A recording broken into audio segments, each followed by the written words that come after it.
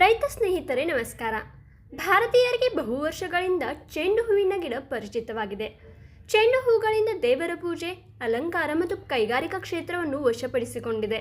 ಚೆಂಡು ಹೂಗಳಿಂದ ಸಾಂಪ್ರದಾಯಿಕ ಹಬ್ಬ, ಉತ್ಸವ ಮತ್ತು ಸಭೆ ಸಮಾರಂಭ ಹಾಗೂ ಮದುವೆಗಳಲ್ಲಿ ಅಲಂಕಾರಕ್ಕಾಗಿ ಹೆಚ್ಚಿನ ಪ್ರಮಾಣದಲ್ಲಿ ಬಳಸಲಾಗುತ್ತದೆ. ಹೂವಿನ ವಿಶೇಷ ಆಕಾರ ಮತ್ತು ಬಣ್ಣದಿಂದ ಚೆಂಡು ಹೂಗಳಿಗೆ ವಿಶೇಷ ಮಹತ್ವ ದೊರೆತಿದೆ. ಕೈಗಾರಿಕಾ ಕ್ಷೇತ್ರದಲ್ಲಿ ಚೆಂಡು ಹೂಗಳನ್ನು ಸೌಂದರ್ಯವರ್ಧಕ ಸಾಮಗ್ರಿಗಳು ಮತ್ತು ಔಷಧೀಯ ದ್ರವ್ಯಗಳನ್ನು ತಯಾರಿಸಲು ಬಳಸುತ್ತಾರೆ.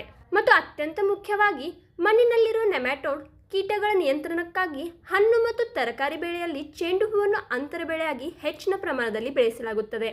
ಚೆಂಡು ಬೆಳೆಯಲ್ಲಿ ಅತ್ಯಂತ ಮುಖ್ಯವಾಗಿರುವುದು ಏನೆಂದರೆ ಯೋಜನೆ ಮತ್ತು ಸರಿಯಾದ ತಳಿಯನ್ನು ಆಯ್ಕೆ ಮಾಡುವುದು. ಯೋಜನೆಯಲ್ಲಿ ಭೂಮಿ, ಹವಾಮಾನ, ನೀರಿನ ವ್ಯವಸ್ಥೆ, ರಸಗೊಬ್ಬರ ವ್ಯವಸ್ಥೆ, ಕುಡಿ ಕತ್ತರಿಸುವುದು, ಸರಿಯಾದ ಅಂತರ ಕಾಪಾಡುವುದು, ಹೂವಿನ ಕಟಾವು ಮತ್ತು ಉತ್ಪಾದನೆ ಈ ವಿಷಯಗಳು ಸೇರಿವೆ.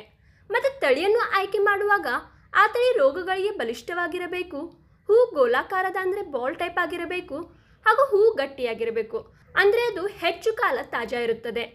ಇದರರ್ಥ ದೂರದ ಮಾರುಕಟ್ಟೆಗೂ ಸಾಗುವ ತಳಿಯಾಗಿರಬೇಕು, ಅಂದರೆ ವ್ಯಾಪಾರಿಗಳು ಆ ಹೂವನ್ನು ತಕ್ಷಣವೇ ಇಷ್ಟಪಡುತ್ತಾರೆ. ಈಗ ಈ ಎಲ್ಲ ಗುಣಗಳಿಂದ ಕೂಡಿರುವ ತಳಿ ಎಂದರೆ ಆರ್ಡೋರ್ ಸೀಡ್ಸ್ನ ಡ್ರೀಮ್ ಯೆಲ್ಲೋ.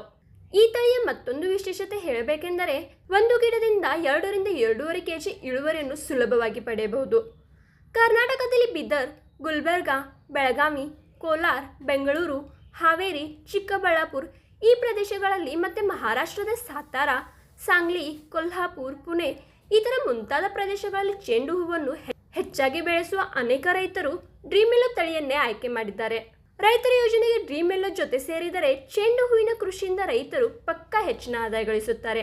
ಹಾಗಾಗಿ ರೈತ ಸ್ನೇಹಿತರೆ, ನಿಮಗೆ ಈ ಮಾಹಿತಿ ಹೇಗೆ ಅನಿಸುತ್ತೆ ಎಂಬುದನ್ನು ಕಮೆಂಟ್ ಮಾಡಿ ತಿಳಿಸಿ. ಮತ್ತು ಇಂಥ ಹೊಸ ಹೊಸ ವಿಡಿಯೋಗಳನ್ನು ನೋಡಲು ಈಗಲೇ ಕೃಷಿ ಮಂತ್ರ ಫಾಲೋ ಮಾಡಿ.